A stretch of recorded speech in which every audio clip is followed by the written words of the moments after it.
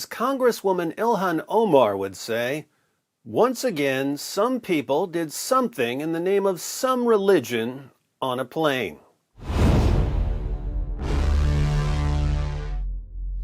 One of the most irritating features of life in the 21st century is that people who are at the pinnacle of success, people who are massively popular, people who are healthy and wealthy and powerful, will nevertheless constantly portray themselves as victims of oppression because if they can somehow keep their victim credentials up to date in spite of their success and fame and power, they can use victim status to block criticism when they say really stupid things or marry their brothers. Take the Borg queen of ingratitude, Congresswoman Ilhan Omar. Ilhan Omar was born in Somalia. Her family fled Somalia during the Somali Civil War. She spent 4 years in a refugee camp in Kenya. Her family was granted asylum by the United States of America in 1995 when she was around 13 years old. She became a U.S. citizen when she was 17 years old. She graduated from North Dakota State University in 2011. And now she's a hijab-wearing U.S. Congresswoman who spends her time blasting the United States as a genocidal, racist nation of hate-mongers who oppress Muslims. She openly and freely supports the BDS movement against Israel. She openly and freely calls for the abolition of U.S. immigration and customs enforcement. She openly and freely calls for defunding and abolishing police. Now, I am not one of these guys who says, well, if you're going to criticize the United States, then go somewhere else. This is the United States of America, a country that was literally founded on the idea that people have the right to criticize other people, policies, government officials, and so on, and even to overthrow oppressive governments.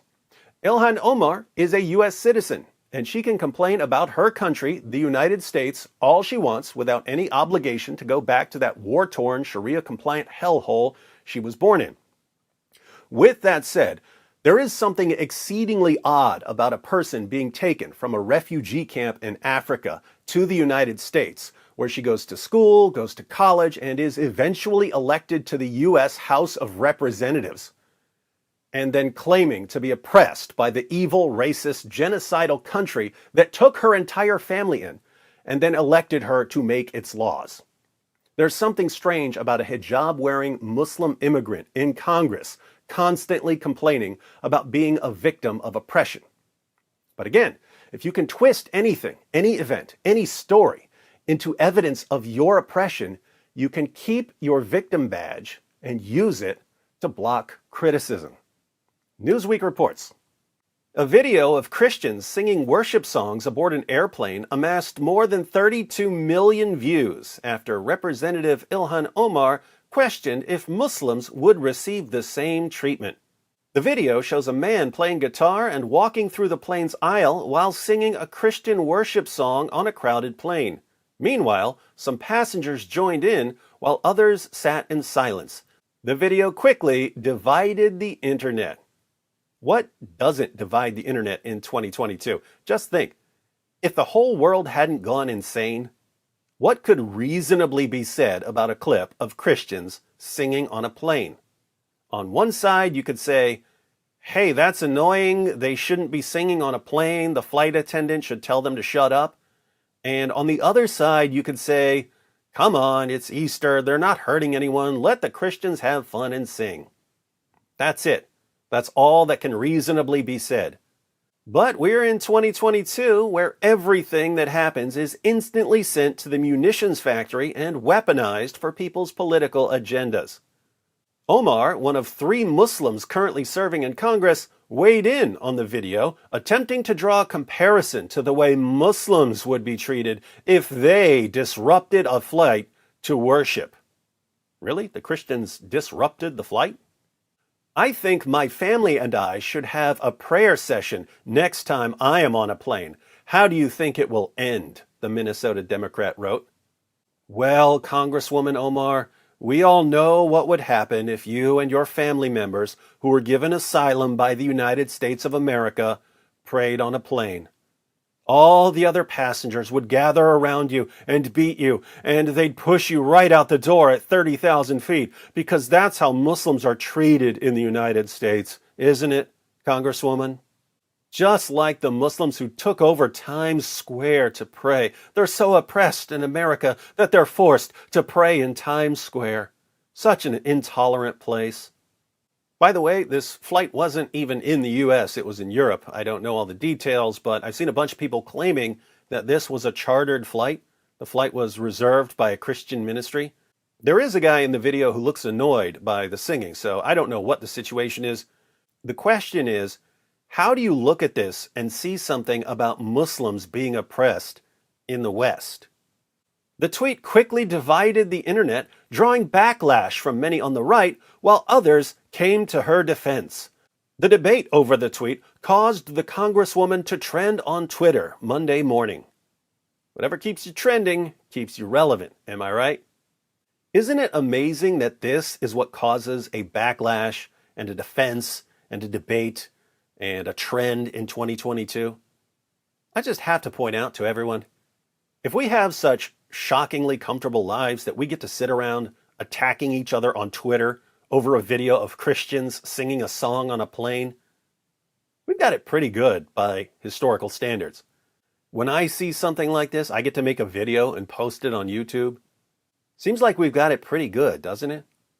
Wouldn't it be nice if, instead of constantly, endlessly complaining and whining and bickering over any little detail we happen to disagree about, we all sat back for just a few minutes and realized how much we have to be grateful for?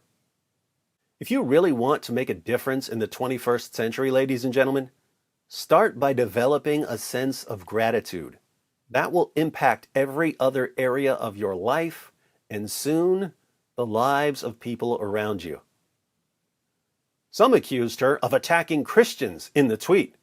Ilhan Omar asks how people would react if her Muslim family sang their worship songs on a plane. I don't know, but it's gotta be better than the reaction to Christian worship in her home country of Somalia, where Christians are slaughtered for praying in public, wrote conservative commentator Ali Beth Stuckey. Let's read a few more responses to Congresswoman Omar's tweet. So, she tweeted, "I think my family and I should have a prayer session next time I am on a plane. How do you think it will end?" And the response is, "This was a charter flight for volunteers serving the refugees from Ukraine. Did you know that? I just spent a week volunteering at the train station in Przemysl, Poland, right across from the Ukrainian border, and I saw the same people there. They were playing to Ukrainian refugees stuck waiting for hours for transportation who just fled from the bombing of Kharkiv and Mariupol.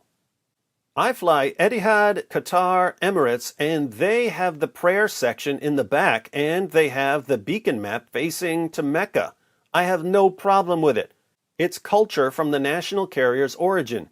In the U.S., most are offended by religion despite claiming any religion as its own. I haven't seen it in a while, but I have been on international flights where people got out their prayer rugs and prayed in the aisles. And how do you think this will end?" With multiple pictures of Muslims praying on planes. "I am an American Muslim. I prayed during the flights many times. No one threw me out of the plane to put me in jail. America is not perfect, but America has the highest religious freedom in the world." What's the takeaway in all of this? Simple. Victimhood sells. If you're not a real victim, or if you don't have enough real examples of how you're being victimized, not to worry. You don't need to go full Jussie Smollett to keep your badge of oppression. Every single day, things happen. Things that have nothing to do with you being oppressed. Your job, as a pretend victim, is to twist those things into more evidence of your oppression. People are so divided right now that if you say, "Help, help, I'm being oppressed," everyone who's already on your side will join you in a chorus, singing your praises like Christians singing about Jesus on a plane. Everyone who's not on your side will mock you, but guess what? You can use their mockery as more evidence that you're being oppressed. Follow this simple method and you too can enjoy every privilege that the modern world has to offer while still moaning and wailing about being abused and persecuted. It's a brave new world.